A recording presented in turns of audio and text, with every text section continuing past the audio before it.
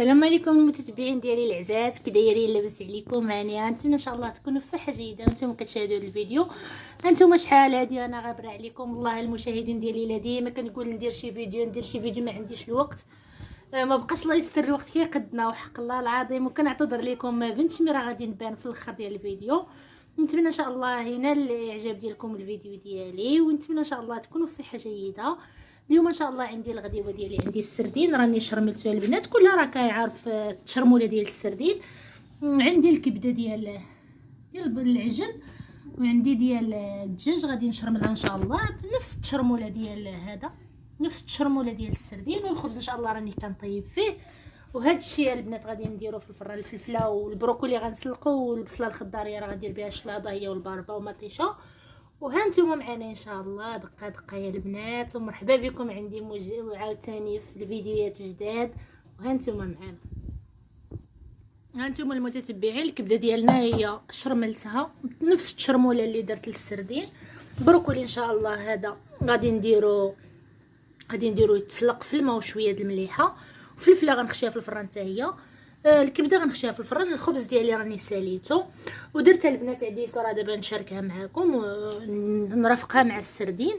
وها نتوما معنا، ها نتوما البنات العديسه ديالي هي كنعتذر لكم على هذه الضوء ما كيبينش مزيان. العديسه ديالها هي طابت، دابا نكب عليها شويه زيت البلديه ونزيد عليها شويه المعدنوس من الفوق. وبقى لينا يا البنات هنايا الشلاضه ديالي فيها الخس والبصله الخضاريه ومطيشه، وهنا البروكولي ديالي.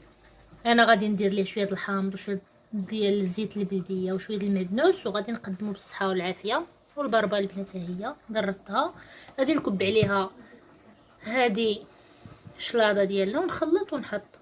هانتوما البنات الحامضه هو والبزار والزيت البلديه وشويه د المعدنوس. هانتوما المتتبعين ديالنا الغديوه ديالنا البسيطه هي وجدات، كنقدمها لكم بالصحه والعافيه ان شاء الله. ونتمنى ان شاء الله الفيديو ينال الاعجاب ديالكم وتقبلوا علينا، وكنعتذر لكم على الغياب ديالي. ما بقيتش كنسالي ودي المتتبعين نسجل حتى حاجه. هانتوما الشلاضه ديالنا هي،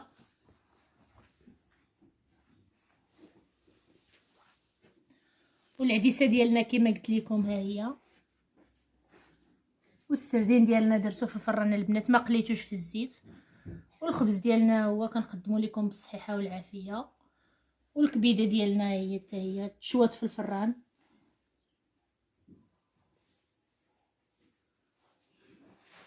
نتمنى ان شاء الله الفيديو ينال الاعجاب ديالكم وتقبلوا علينا المتتبعين ديالي، وكلها خير في دارو. بالسلام عليكم حتى الفيديو المقبل ان شاء الله المتتبعين ديالي.